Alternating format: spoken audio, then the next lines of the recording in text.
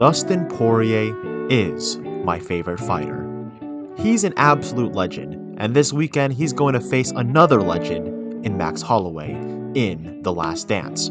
Before he rides off into the sunset, I just want to talk about how much I've loved watching Dustin fight over the years, and how much I appreciate who he is and what he does. Growing up, Dustin was a street brawler. He wasn't someone who necessarily fought because he had beef with other kids. Rather, he just fought because he liked fighting. This street fighting mentality, the dog in him, is something he would carry with him in his whole fighting career. Back when he was fighting in the WEC, he would take on any challenge that they would throw at him. One day, on short notice, he would make his featherweight debut against the number one contender at the time, Josh Grisby. He was supposed to fight the champion, Jose Aldo, but after Aldo pulled out, Dustin stepped up. This was supposed to be just a tune-up fight for Grisby, but Dustin dominated him by 30-27 unanimous decision.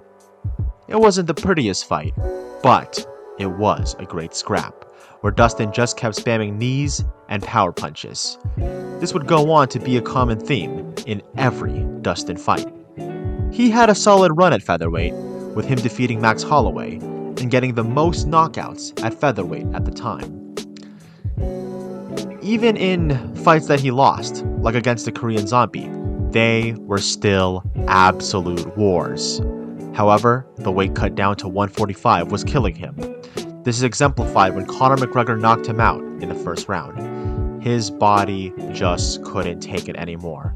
So, he decided to move up to lightweight, where the diamond shined even brighter. After knocking out the likes of Carlos Ferreira and Bobby Green, he had a bit of a setback with Michael Johnson. But after that, he went on a monstrous tear, beating the champion after champion. He beat Anthony Pettis over the course of 3 rounds, hurting him and bloodying him up, eventually finishing him by submission. He put a boxing masterclass against Justin Gaethje, where they both traded bombs. Dustin, with his slick Philly shell defense and smart use of the body shots, was able to wear Justin Gaethje down and brutally finished him in the 4th round. Bars. He got his revenge against Eddie Alvarez, landing disgusting knees on Eddie's thumb-looking head and finishing him off with brutal punches.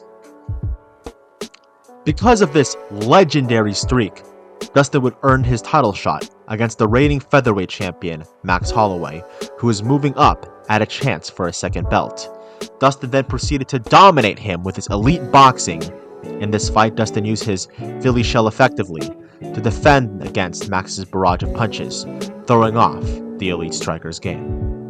The whole fight, Dustin threw his own array of strikes, landing vicious hooks and overhands. He won by 49-46 unanimous decision. Eventually, Dustin would get more title fights, but would come up short in each one, having to face some of the best grapplers in UFC history, who are also some of the greatest lightweights of all time. But despite that, he always put up a great fight. He almost submitted Khabib. He dropped Charles Oliveira, and cut open Islam Makhachev, who still carries that scar to this day. In the past 7 years, Dustin finished almost all of his opponents, the outliers being his bouts against Max Holloway and Dan Hooker. But even in those fights, they were absolute wars. Along that legendary lightweight run, he was even able to get revenge on Conor McGregor, being the only fighter to knock him out. Dustin always put on a great show for the fans. Even his defense is beautiful to watch. And really, he's the first fighter to use the Philly shell defense at a high level in MMA. Dustin is always ready for war, and has that dog in him that always goes for the finish. Despite being a dangerous man in the cage, he's a very kind and generous man outside of the cage. Dustin is a man who is very dedicated to charity. Alongside his wife Jolie, they found the Good Fight Foundation that raised lots of monies to help lots of people in big ways.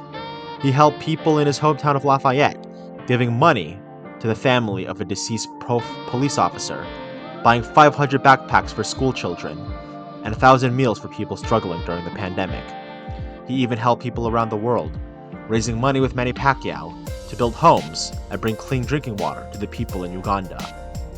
He was always someone who had upstanding character. Even after losing his title shots against Khabib and Charles respectively, he still worked with them on charity right afterwards. He always showed respect to his fans and his opponents. He's also an inspiration for body image, since he fought against both being overweight and underweight, and he beat both. Knowing how to cook was probably a big part of it. At the end of the day, Dustin's just a wholesome family man. He's a shining example of what a good man is, and he will always shine bright like a diamond.